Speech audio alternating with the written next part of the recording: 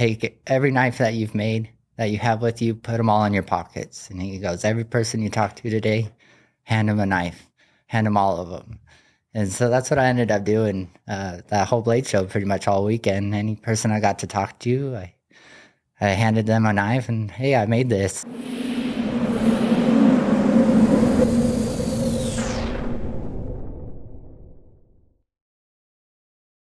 Well, welcome to another edition of the Mr. Knife Guy podcast. We're really having fun doing this, and we've got a great guest today. We are interviewing Taylor Wade of Wade EDC.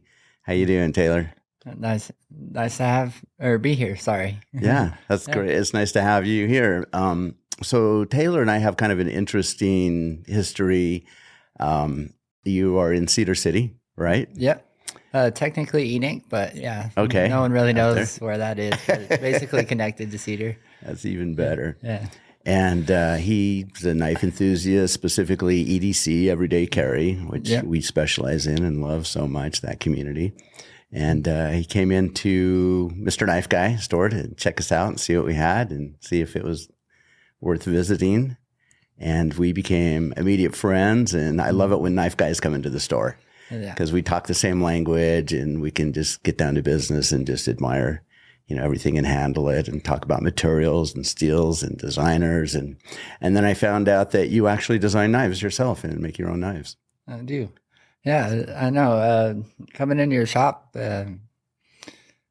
definitely sparked more of an interest than I already did, because then I finally found somebody I could talk all the nerdy stuff with, all the steels and different materials and stuff like that. But yeah, I've been making knives now for about 4.5 years.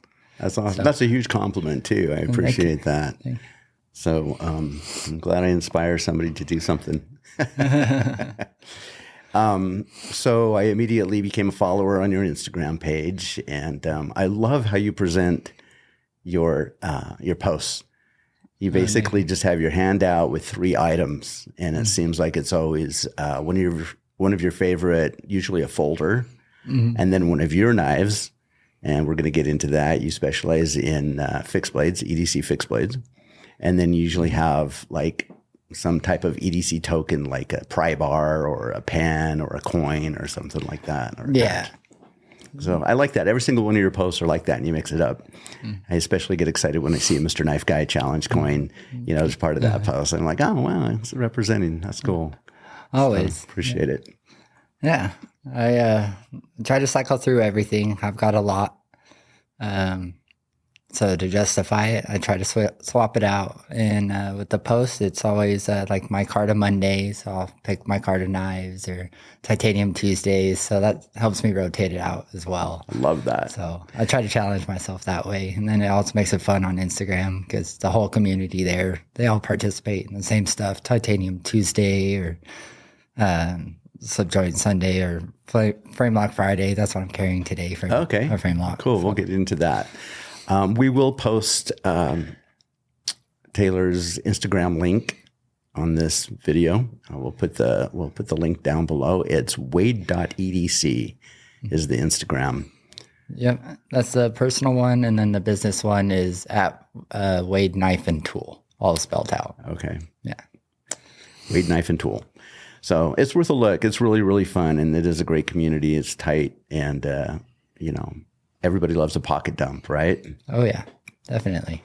Cool. So I noticed on your description on your personal Instagram page, it says husband, father, dirt bike racer, part-time knife maker, EDC enthusiast, and flooring installer. Yeah. And I love that order of things and how your priorities are. Talk about dirt bike. Where did you get started in that? And I was kind of born into it.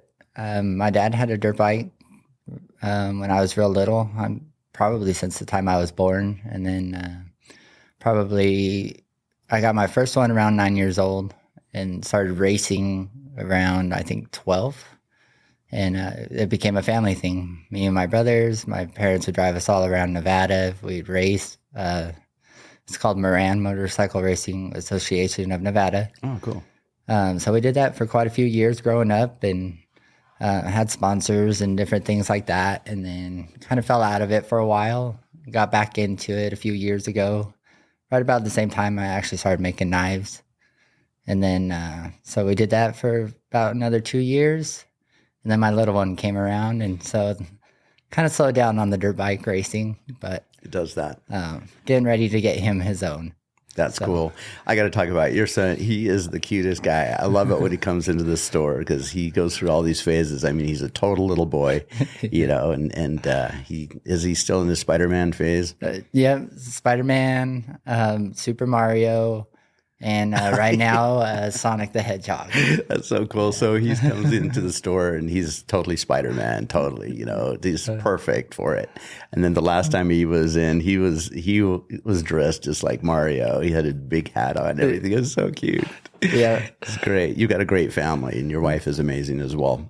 We're going to talk about relationships because you list that husband and father is your first priority, and that's how it should be. That's so cool. And like me, looks like you definitely married up. Your wife is super talented and beautiful. She owns a photography business. Is that correct? She does, yeah. Third Eye Photography. Third Eye. She helps me out with some of my posts on like my website or a lot I saw of the donut post. Yeah, the donut post is all her. Credit to all her. Yeah, she's amazing. She supports me in all this craziness. I spend a lot of time either out, if I'm not at work doing floors, I'm out in the shop making knives. So there's very limited time. So I definitely have to set that time to spend time with them. And so as soon as I come home, it's family time until little man goes to bed, and then time to go out in the shop. And then I'm out there till 1 a.m., 2 a.m. sometimes. I hear that. But yeah, definitely got to make family time a priority. So when you first met and were dating, well, let's talk about your history. How did you get into knives and EDC? Is that also in your blood? To an extent, hunting is definitely in our blood. And I always remember my uncles and everyone having a pocket knife in their pocket constantly. Right. And then I think I bought and then I was also in Scouts. I'm an Eagle Scout as well. So. Me too. Awesome. And we got the dirt bike in common too. Oh, cool. Yep. Yeah. So there was always knives around in my life. And I bought my first one. I was probably around 9 years old. It's a Gerber Evo Junior. I still have it. It's sitting in a drawer at home. And then that was about it. I kind of carried it a little bit, but not too much. I was still young, so I wasn't really allowed to carry it everywhere. Right. And then I got another one around 12 years old when I started hunting. Got a buck knife, and that was really the extent to it up until probably about the pandemic time, around COVID. I started working from home at my previous job, and so I spent a lot of time on YouTube working from home, like most people do, I'm sure. Exactly. And came across some Blade HQ videos, and back when they were doing their Meet the Maker series, and I watched one about Chris Reeve knives, and they toured the factory and showed all the work that goes into making the Sabenza, and I was just like, wow, I did not expect this much to go into a knife. And so that got me like just curious as like what makes a good knife, like. And so I went down the rabbit hole and ended up deciding to buy my first EDC, like expensive knife, which is like I started with like some CRKTs and like tried to dabble to see it's a if natural I would progression. Yeah, I wanted to see if I would actually stick with it and carry it, because I do jump from hobby to hobby a lot of the time. So I wanted to make sure I was going to stick with it before buying something expensive. And then I finally got a Benchmade bug out. And at the time, they were like $135, and I was like, "Oh, I'm never going to spend more than this." I was like, "This is way too much on a knife," and it kind of went downhill from there. Right, as it does. Yeah, that's funny you say that. I think the other three initials that should come after EDC is ADD. You know, because a lot of us have ADD that way. So that's what got you into EDC. And you talked about your first knife. So at what point did you realize that you thought to yourself, I can do this. I can make knives. Let's give it a try. So it was still in that YouTube rabbit hole. When I was watching these like educational videos or like behind the scenes type of stuff, I came across all these guys that were making knives in their garage just for fun. And I was like, oh, that'd be cool. I was like, I can't really afford the knives I'm looking at or want. And maybe I could make some. And so instead of spending a couple $100s on a knife, I decided to spend thousands on tooling and equipment and materials and went full in on it. It started out with one little grinder and an angle grinder to cut my steel out, and pretty much any steel I could find, files, cheap steel from Home Depot. And I did that for about 3 years, just kind of on my own. And then figuring it out. Took it full-time last year. Right around Blade Show was like the determining factor. I walked around and talked with people. Actually, the first person I ran into at Blade Show last year was Ben Peterson, or 2023 Blade Show was Ben Peterson. And I handed him my Sego, and he just gave me so much like confidence in myself, and he gave me the best advice he goes, take every knife that you've made, that you have with you, put them all in your pockets. And he goes, every person you talk to today, hand them a knife, hand them all of them. And so that's what I ended up doing that whole Blade Show pretty much all weekend. Any person I got to talk to, I handed them a knife and, hey, I made this. And I'm pretty good friends with Captain Ricky Hernandez. He does a lot of film and photography for a lot of the EDC guys. He works with Best Damn EDC, Taylor Martin. And so I had gone there knowing that they were going to be there and brought them a couple knives just as presents because they were some of the channels that got me into it as well. So it was kind of like a thank you to them. And I didn't want it, or like I told them, I was like, I don't want any videos or anything. I just wanted to give this to you guys. And they ended up making videos about them. And cool. Next thing I know, I have orders coming in like crazy. That's awesome. And then last year at Blade Show West, you actually had a table. I did. Yeah. So that the previous Blade Show before that set that goal in my mind, like, well, maybe I could get here. And so I just kind of pushed for it, and the opportunity came up where I could put in my application February of last year, and they accepted it. And so from then on, it was just constant work, trying to make sure I had everything I needed, from signs to making all the knives, because everything is 100% handmade by me. Right. So it was so cool walking around and coming around the end and seeing your table there. I was kind of surprised. I wasn't expecting that, but you fit right in. You look just like you belong there. So that was cool to see you and hang out and talk a little bit and see your stuff all spread out. And a lot of stuff I've seen before. Well, let's get into some of your knives and take a look. You brought some. Yeah. We've got a knife cam set up. And why don't you just kind of walk us through, maybe chronologically, what you got there? Chronologically, so the one that probably decided, or made me actually decide that like I could get into selling these things, was the Sego V1, which actually has never been sold. This is the only one that exists. But I kind of fell in love. That's the one that you handed Ben Peterson. I actually handed Ben the V2, which was the first knife that I sold. Okay. So you can see the similarities in it. The only thing that changed is the thumb ramp on it. So I added a thumb ramp. And then mine is the prototype. I only keep my prototypes. So the ones that do get sold have changes. So on the Sego, it does now have jimping up here. Cool. Like a fine jimping. And then everything's pinned now. In the beginning, I was trying to do hardware, but it just became easier for me to do pins to keep up with orders. And that's awesome. I love that.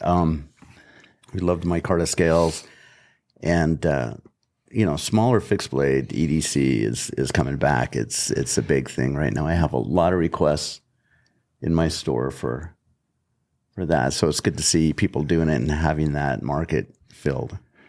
Yeah, I love the small stuff. It comes in handy. Does what it needs to. Like the Sego, that one I've carried the most. It was the first one I had. I've used it to skin a deer. I've used it to pry at work. I know you're not supposed to pry with your knives, but as a knife maker, I feel like I kind of have to test them. Right. It's Probably not R&D word. Yeah. Probably not like a safe mentality, but it's like, well, let's see if it'll snap or not. Let's give it a try. Cool. So far, none of them have. So that's awesome. I always tell my customers that a knife is the most expensive, least effective pry bar that you'll ever own, or screwdriver or whatever else, and they accept that and do it anyway. Yeah. But so let's talk about materials. What are you using?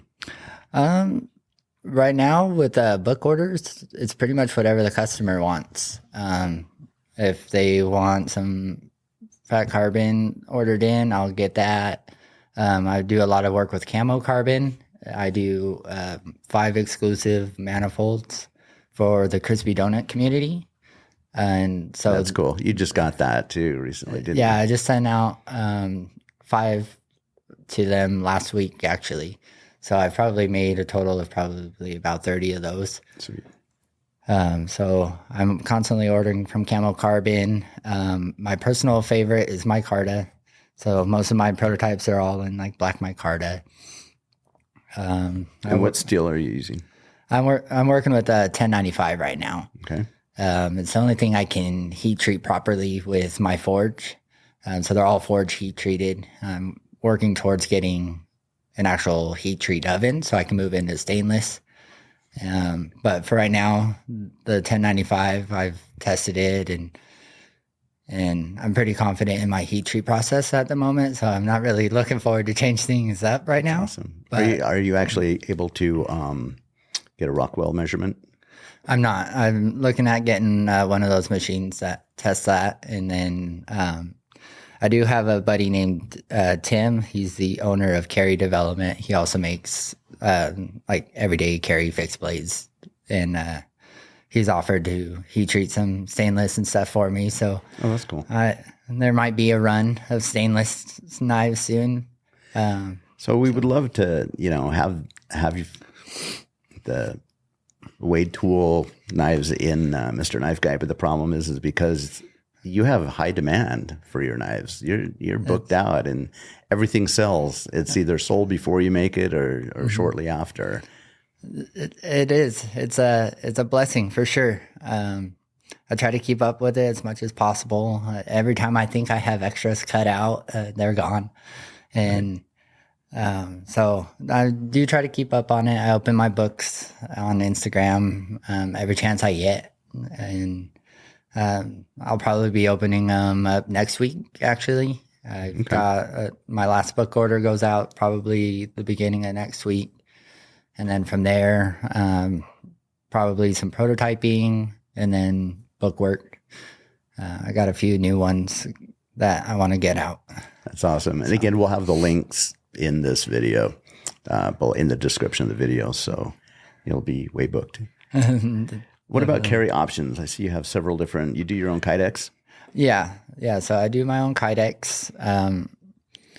I made my own Kydex press when I first got into making knives, just out of some like old wood that I had around, and started practicing with it. So this is a very early on sheath, as you can see, very kind of rough, and then like the newer ones, they are all kind of planned out. So this one could be used as a neck knife. Yeah, mostly Ulti clips. Ulti clips for pretty much everything.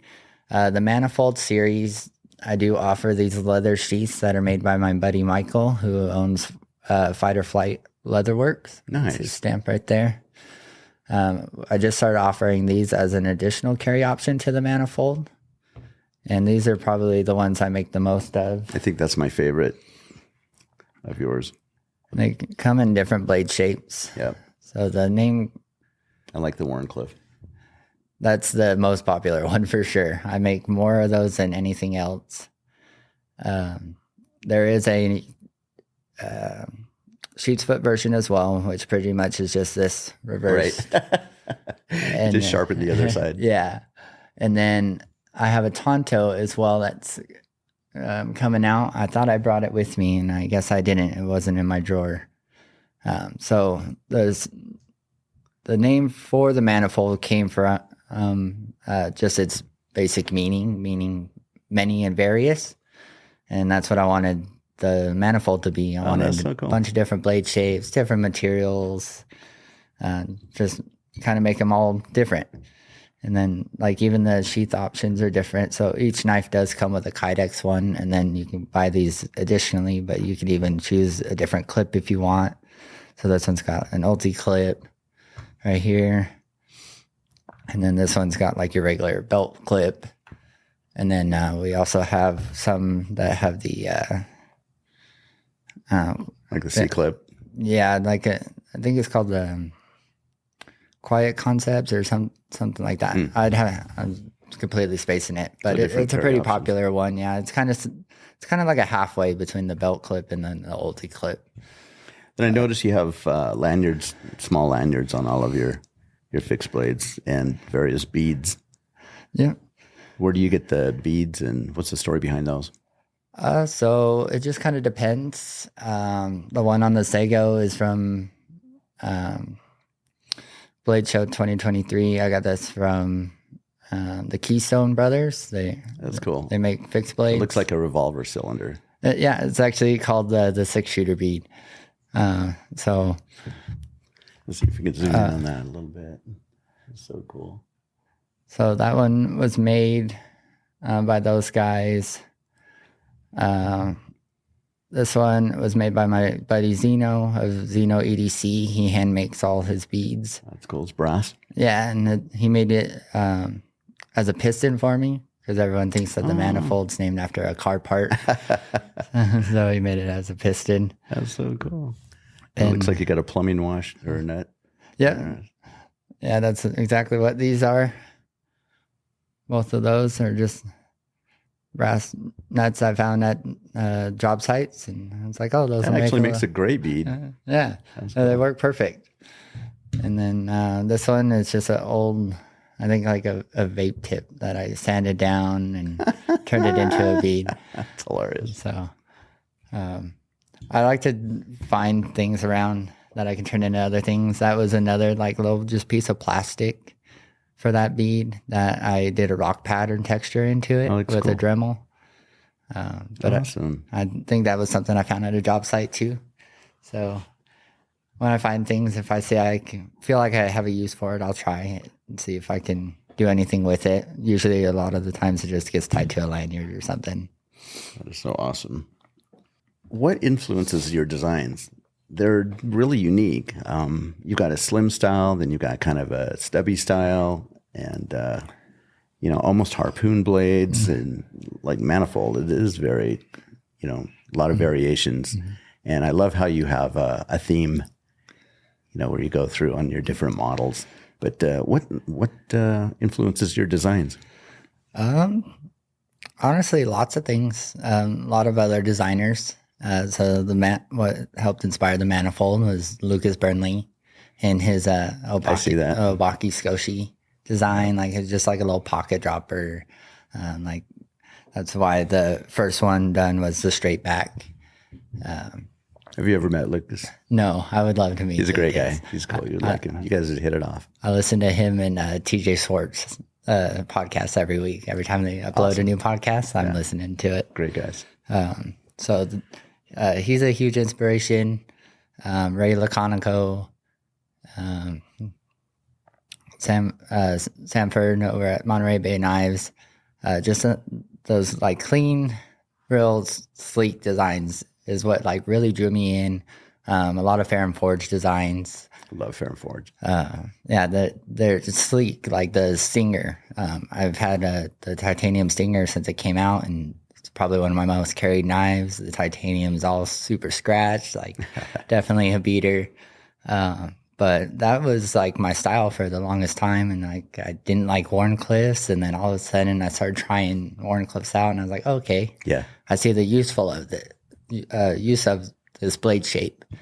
And so then that's when I started designing those. And so it kind of just depends on what I'm carrying at the time, or what I'm liking at the time. And then that'll kind of influence it. So I'll try different blade shapes or That's great. different handle materials. The cutthroat was influenced by Lucas Burnley also. That's it's more of a full-size knife, or still EDCable. But it's named after our state fish, the cutthroat trout, and because it looked like a fish to me. It does, yeah. Which also reminded me of the tuna by Lucas Burnley. So right, that's got a lot of jimping on it. I love the forward jimping, so you can do caping. Yeah, I like to add the forward jimping.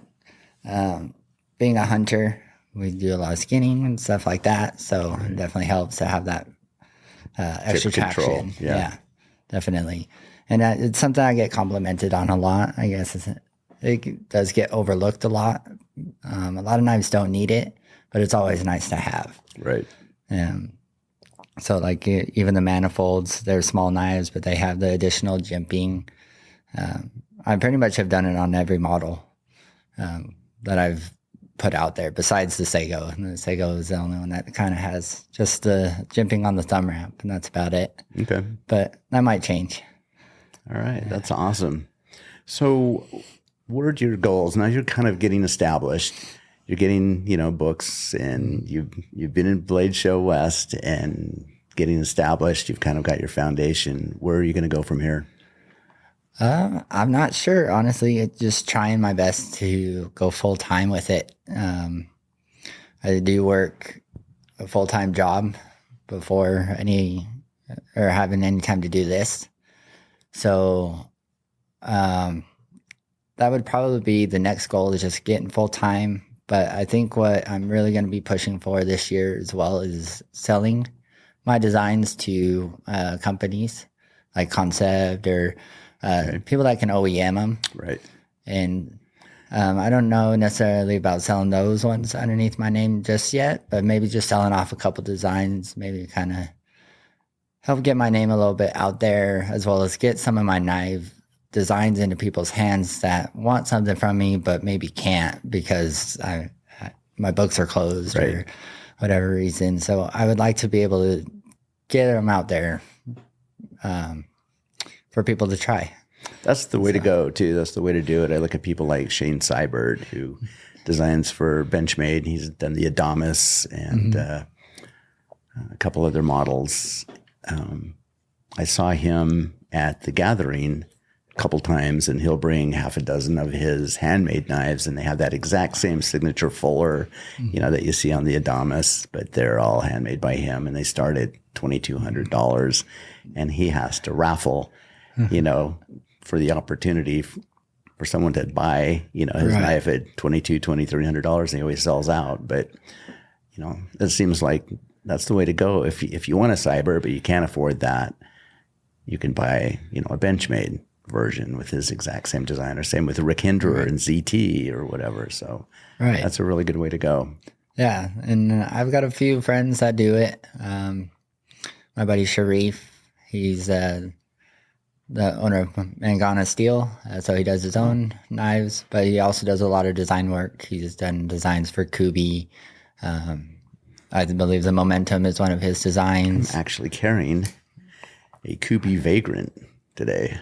Oh, nice. Here's mine. It's the flame tie with S35 VN.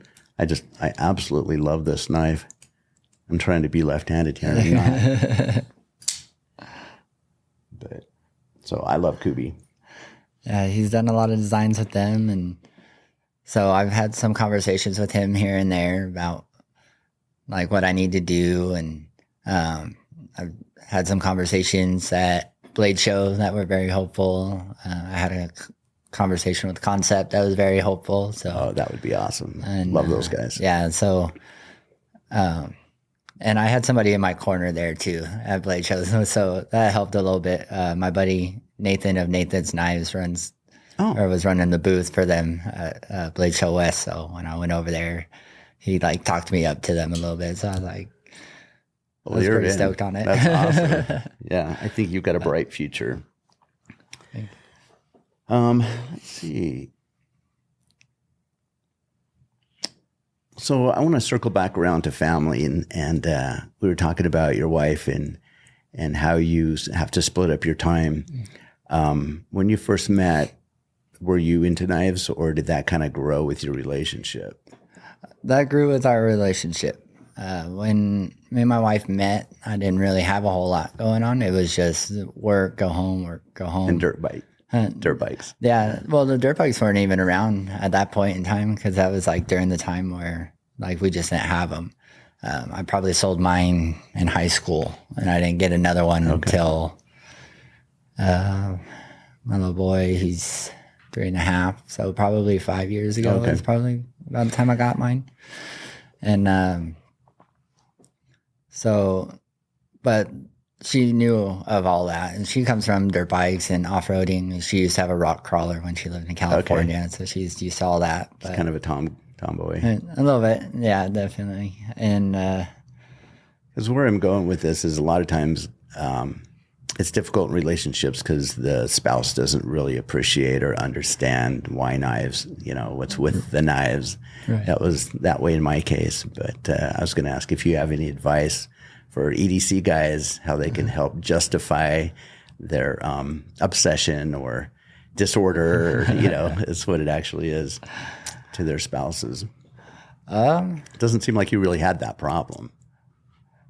Not so much. It definitely has put some strain, like anything does, any job would, because it's taken my time away. And money. Yeah, and money, for sure. Yeah, and every time I have to buy new belts for the sander or drill bits, I go through drill bits like crazy. I bet. But yeah, so it's put some strain on us at times, but she's always been very supportive. And this past Blade show was kind of just that, like, accomplishment that kind of told us both, like, hey, this is working. It's a thing. Yeah, this is a thing. Like, people are buying what I'm making. Like, people see the hard work that I'm doing. And because for the first few years, it was just me and my shop alone going out there for a few hours, and like there was no return from it. Like right. I'd take pictures of it. Yeah, it was a hobby. And so, but with Blade Show, it kind of just showed us like this is real. It's happening. You can actually support your family. We can actually, or at least support the hobby. Yeah. Yeah, and in the beginning, that's really all it was when I first started selling knives. I was like, well, if I could sell enough to pay for materials, I can continue to make knives and without having it to come out of my own pocket. And then from there, it just snowballed, and I was selling more and more knives. And, that's awesome.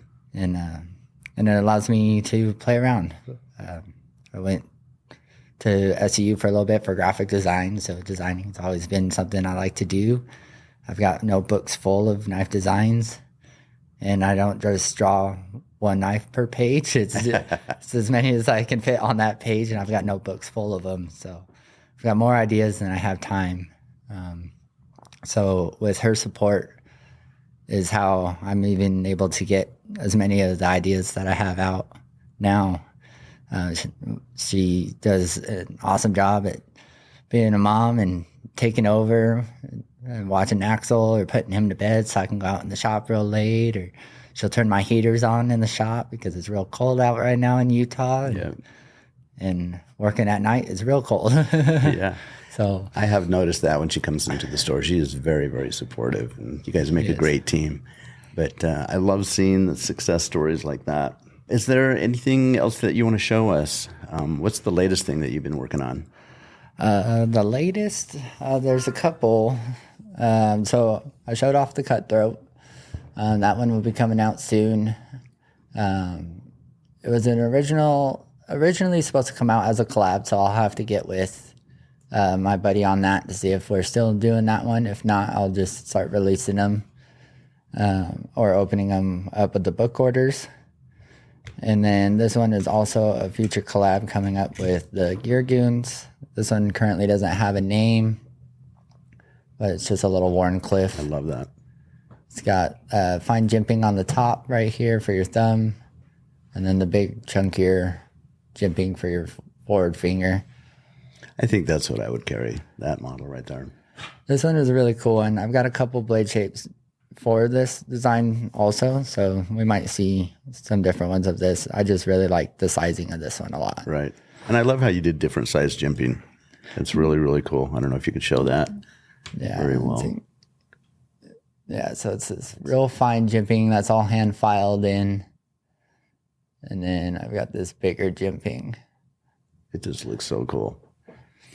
And that's a useful profile.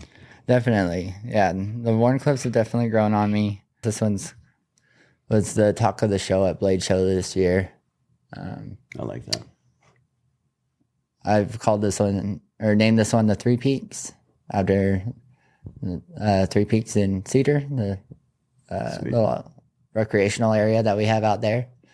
I try to keep my naming Utah themed or something that means something to me. Right. So with this one, I like the choils on that a lot. Yeah, that one is the first one that I've done with the double choils. So that was a new design choice for me. But that one was kind of based off of your classic, like traditional fixed blade, your hunter fixed blade. That's awesome. And I like the oxidation too. Thank you. Yeah, I call that my rough wash. It's a acid wash, and then I throw it in the tumbler. This one's got some rub marks on it because I do use and carry all my prototypes. This one's the Falcon. I went to copper pins. Yeah, copper pins on that guy. Black canvas micarta on this. Most of them are all black micarta. It just depends on if it's linen or canvas. This one is a canvas one. I finished this one just before Blade Show. Named it the Falcon. I went to Canyon View High School. We were the Falcons, so that's where that name came from. That's cool. So do you have any plans to evolve and do folders at any time? Yeah. At some point, throughout last year here and there, I worked on a friction folder. And then it's still in its working phases. It's a huge jump. Yeah. And I'm doing it by hand. I'm learning CAD when I have time. But so like with the friction folder, it's all been trial and error process. So it's been kind of cool that way, is because like I'm not relying on a template. I'm just trying to figure it out and make my own template. I actually brought a template somewhere. So this is like what all my templates end up looking like, all out of aluminum. It's just missing the holes. So this is another new design that will be coming out. But I cut them all out and traced them each time I have to make a new one. And so I've got a template of the friction folder started. I just haven't got it to work properly. Okay. 100%. It's close. To look forward to. It's exciting to watch that progression going from fixed blades to, I've mentioned on other podcasts where Forged in Fire seems to be such an influencing, after that series came out, everybody wanted to be a knife maker. Yeah. Did Forged in Fire have an influence on you? It actually didn't. Forging. It's kind of refreshing. Yeah. Yeah. Like forging is cool. Like, much respect to those guys. But it wasn't so much appealing to me as like, I guess just the design process itself was the real appeal to me. And especially with your background. Yeah. And to make it faster, material reduction is the way to go for me, because I'd rather just get a lot done than having to spend my time stretching out the steel or folding it over. Okay. So mostly stock removal. Yeah, stock removal for sure. I'd like to try my hand at forging.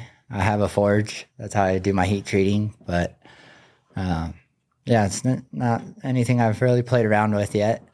Maybe one time. All right. Try it. You've got a lot of possibilities in your future. Yeah. A lot of room to grow. And I'm really excited to see what happens with with Wade, Thank you. EDC. So tell viewers the name of your knife company one more time. Yeah. So the name of my company is Wade Knife and Tool. The website usually is all sold out. So the best way to get anything from me or contact me is probably through Instagram. And the handle is the same thing, Wade Knife and Tool, all spelled out, one word. That's probably the best way to get a hold of me. But the website does still have some stuff on there. I think it's got some poker chips at the moment, a few left. But yeah, I try to have at least something on there. Okay. And if you get anything extra, we'd love it if you threw it our way. We'd love to sell as much as we could of your products and represent. I'd be honored to have my stuff in your guys' shop. Awesome. Is there anything that you wanted to add or talk about or put out there? I don't think so at the moment. You covered it all. Yeah, that's pretty much what I've been working on, the small fixed blades, slowly transitioning into the more full size, just because that's kind of what I'm interested in now.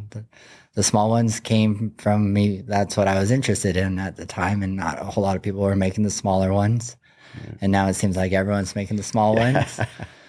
And so I was like, well, I'm kind of tired of the same old, so I'm going to start going like a medium-sized knife or a full size. So I'm kind of stretching them out a little bit more. So I'm kind of excited to see these more full-size knives. Awesome. I'm looking forward to that.